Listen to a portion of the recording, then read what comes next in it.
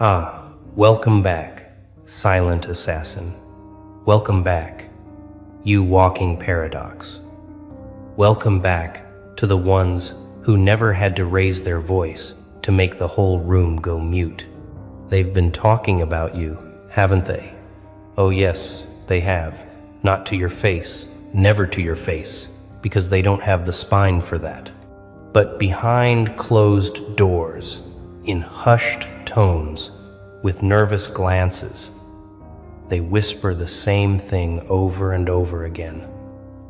There's something different about them, something calm, something calculating, something we can't quite name. And what they can't name, they fear. What they fear, they respect. And what they respect from a distance, they'll never challenge up close. You've got what the streets call quiet violence intelligence, and it's the most dangerous frequency a human being can operate on. Let me tell you what that means, because most people will never understand it. Quiet violence isn't about throwing punches or breaking things. No. That's amateur hour. That's what people do when they've lost control, when they're still slaves to their emotions, when they're predictable. Quiet violence is the opposite. It's the energy you carry when you've mastered the art of being calm in chaos, silent in confrontation, still when everyone else is scrambling. It's the look in your eyes that says, I could end this conversation, this relationship, this entire situation right now, and I wouldn't lose a second of sleep. And people feel that. Oh, they feel it deep in their survival instincts. They feel it in the way their breath catches when you go quiet.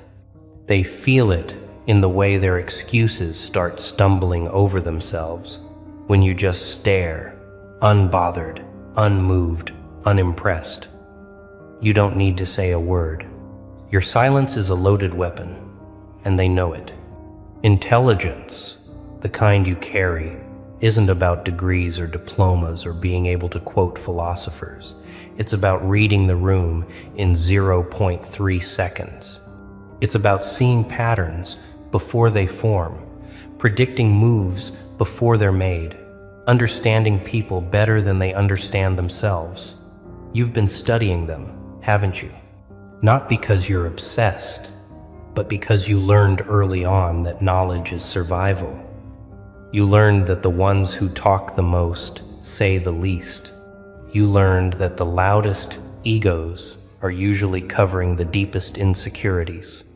You learned that people reveal themselves not in their words, but in their patterns, their inconsistencies, their reactions when they think no one's watching. And you've been watching. Not with judgment, not with malice, but with the clinical precision of someone who knows that understanding your environment is the first rule of dominance. You see through the masks. You see the fear underneath the bravado, the desperation underneath the confidence, the emptiness underneath the noise.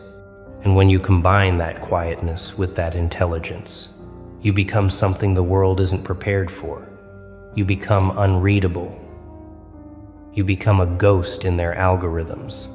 You become the person they can't predict, can't manipulate, can't corner, can't control. And that makes you the most dangerous person in any room you walk into.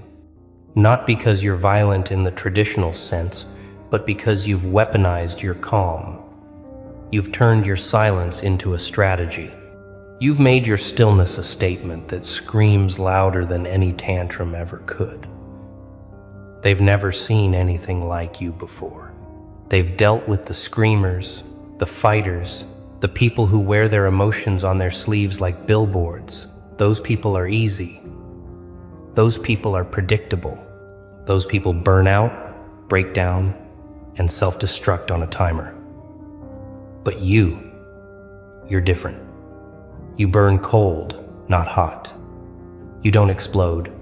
You implode their expectations. You don't fight. You simply withdraw your energy, and they collapse without it. So now they're talking. They're trying to figure you out. They're running diagnostics in their group chats, comparing notes, sharing theories. What's their deal? Why are they so calm all the time? Why don't they react? Why don't they defend themselves? Why don't they care? And the answer is simple, beautiful, terrifying. You stopped needing them. You stopped needing validation from people who don't validate themselves. You stopped needing explanations from people who wouldn't understand the truth if it was carved into their foreheads. You stopped needing to be liked by people you don't even respect. You crossed the threshold. You became self-sufficient in a world addicted to dependency. You became emotionally sovereign in a kingdom of beggars. And now they can't do anything but watch you move through life like you've got the cheat codes, like you've seen the ending, like you know something they'll never learn. Because you do. You learned the secret they're terrified to discover. That the less you need from people, the more power you have over them. That the less you react, the more they unravel. That the quieter you become, the louder your presence echoes. Let's talk about what happens when you walk into a room, shall we? You don't announce yourself. You don't need to. The energy shifts before you even speak. The loud ones, the ones who were just dominating the conversation with their opinions and their jokes and their desperate need to be seen, they go quiet. Not because you told them to, not because you're intimidating in the traditional sense, but because something in their primal brain recognizes the predator in the room. And you are the predator. Not in a violent way, not in a malicious way, but in the way that a wolf is a predator. You don't hunt for sport. You don't need to prove anything. You simply exist at the top of the food chain, and everyone else's nervous system knows it. They feel the shift in pressure. They feel the temperature drop. They feel the sudden awareness that their performance doesn't matter anymore because the real power just walked in and it's not interested in their games. Watch what happens next. The egos that were inflated moments ago start deflating. The voices that were booming start lowering. The postures that were aggressive start softening. They don't know why they're doing it. It's not conscious. It's survival instinct. Because on some level, buried deep in their subconscious, they know that you're not someone to test. You're not someone to provoke. You're not someone who will give them the reaction they're fishing for. You see, most people operate on a very simple program. They poke, you react, they feel powerful. But you broke that program. You rewired the code. Now when they poke, you observe. When they provoke, you analyze. When they try to pull you into their chaos, you simply step back and let them drown in it alone. And that is what makes you untouchable. Not because you're distant or cold, but because you've mastered the art of non-engagement with things that don't serve you. You know what's fascinating? They thought silence was weakness. They thought your quietness meant you had nothing to say, that you were timid, that you were easy to overlook. And you let them think that, didn't you? You let them underestimate you. You let them believe their own narrative. Because while they were busy talking, you were busy learning. While they were busy performing, you were busy preparing. While they were busy seeking attention, you were busy building competence. And now the gap between you and them is so vast, they can't even see the bridge anymore. You're operating on a frequency they can't access. You're playing a game they don't even know exists. You're 10 steps ahead, and they're still trying to figure out step 1. And the beautiful part is you didn't have to announce it. You didn't have to brag. You didn't have to post about your progress, or share your wins, or seek validation for your growth. You just became it, quietly, violently, intelligently. Here's what they're really afraid of when they encounter someone with quiet violence, intelligence. They're afraid that you see them, not the version they present to the world, not the filtered, edited, carefully curated performance. You see the truth. You see the insecurity hiding behind the arrogance. You see the fear hiding behind the aggression. You see the emptiness hiding behind the noise. And when someone sees you that clearly, when someone looks past your mask and into your core, it's terrifying, because now they can't manipulate you. Now they can't lie to you. Now they can't play their usual games, because you've already figured out the rules, the patterns, the end game. You see people the way a chess master sees the board. Not just the current position, but the next 5 moves, the inevitable outcome, the patterns they don't even know they're repeating. And once you see someone that clearly, they lose their power over you. Completely. Permanently. That's why they avoid you. That's why they keep their distance. That's why they smile nervously when you're around but never get too close. Because deep down, they know that being in your presence means being seen. And most people can't handle being seen. They've built their entire identity on illusions, on personas, on carefully crafted narratives that fall apart under real scrutiny. But you don't need illusions. You don't need personas. You don't need carefully crafted narratives. You just exist in your raw, unfiltered truth. And that truth is so solid, so grounded, so undeniable that it makes their fragile constructions look like sandcastles at high tide. They feel inadequate around you, and they don't even know why. They feel exposed around you, even when you're not saying a word. They feel judged around you, even though you're not judging them. You're just existing at a level of authenticity they've never achieved, and it reminds them of everything they're pretending not to be. Let's go deeper into this quiet violence, because there's a technique to it that most people miss. It's not about being cold. It's not about being emotionless or robotic or distant. It's about controlled intensity. It's about knowing exactly how much energy to give to any situation, any person, any moment. You've learned the art of calibration. When someone tries to escalate, you de-escalate by simply not matching their energy. When someone tries to pull you into drama, you respond with calm that makes their chaos look ridiculous. When someone tries to provoke you with insults or passive aggression, you respond with a level of maturity that makes them look like children throwing tantrums. This isn't weakness. This is mastery. Because you've figured out that the person who controls their emotional state controls the entire interaction. The person who refuses to be moved controls the board.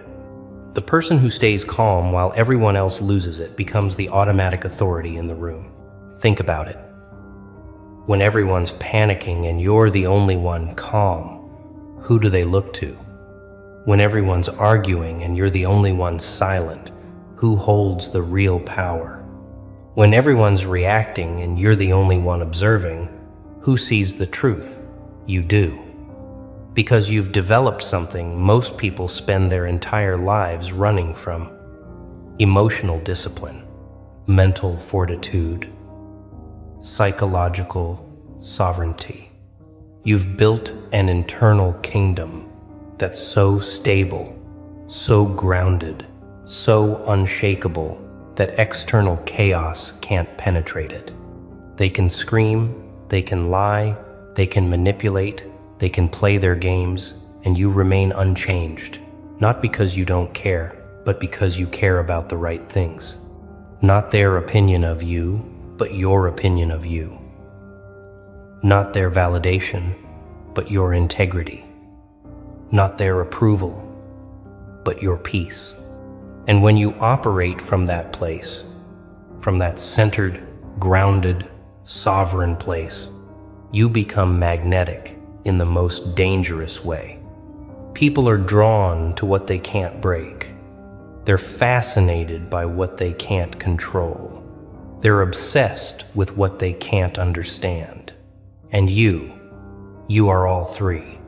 They can't break you because you've already been broken and rebuilt yourself stronger.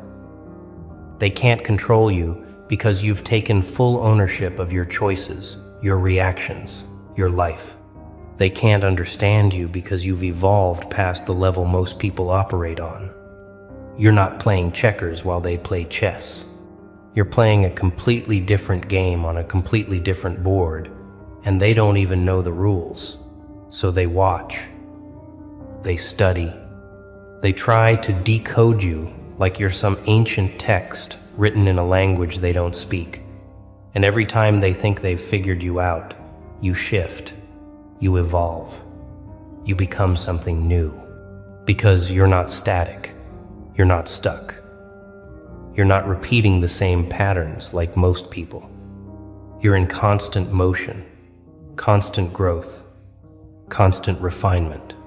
Now let's address the intelligence part specifically, because this is where you separate yourself from the pretenders. Real intelligence isn't about being smart in a classroom. It's about being smart in life. It's about reading subtext. It's about understanding motivations. It's about seeing what people aren't saying. You've developed this radar, this sixth sense, this ability to walk into a situation and immediately know who's lying, who's scared, who's performing, who's real. You pick up on micro expressions, tone shifts, energy changes. You notice when someone's story doesn't line up. You catch the contradictions others miss. You see the manipulation tactics most people fall for. And you do all of this quietly, without announcing it, without calling people out, without making a scene. You just see. You process. You adjust accordingly. You protect yourself without ever having to go to war. This is what makes you untouchable in ways that have nothing to do with physical strength. You've built a mental fortress. You've created emotional armor. You've developed pattern recognition that keeps you 3 steps ahead of anyone trying to play games with you. They can't gaslight you because you trust your observations more than their explanations. They can't manipulate you because you see the strings before they pull them. They can't fool you because you've studied the playbook. You know their moves before they make them. You recognize their tactics before they deploy them. And this makes you the worst kind of opponent for someone who relies on deception. Because you don't fight them. You don't argue. You don't defend. You just see them clearly, completely, and then you decide they're not worth your energy. And that decision, that quiet dismissal, that calm rejection of their games, it destroys them more than any confrontation ever could. See, people who operate on manipulation and deception need you to engage. They need you to react. They need you to fight back so they can play victim. They need you to defend yourself so they can keep attacking.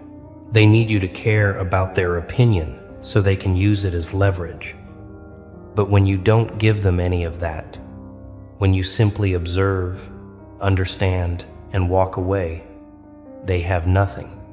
No ammunition, no leverage, no power. You've neutralized them without firing a single shot. You've won without entering the battlefield. You've dominated without ever seeming like you were competing. That's quiet violence.